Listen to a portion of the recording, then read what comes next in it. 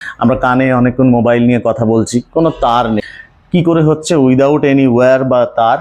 তার কারণ হচ্ছে মোবাইল থেকে এক ধরনের রেডিয়েশন বেরোয়, সেটা হচ্ছে ইলেকট্রোম্যাগনেটিক রেডিয়েশন। এই ইলেকট্রোম্যাগনেটিক রেডিয়েশন খুব পাওয়ারফুল একটা রেডিয়েশন।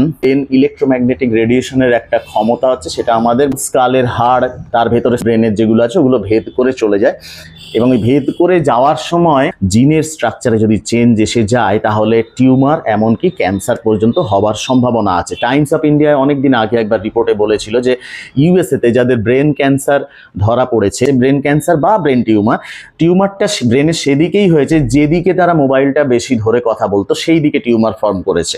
অর্থাৎ মোবাইল রেডিয়েশন এর একটা কারণ হিসেবে কিন্তু সায়েন্টিস্টরা মনে করছেন।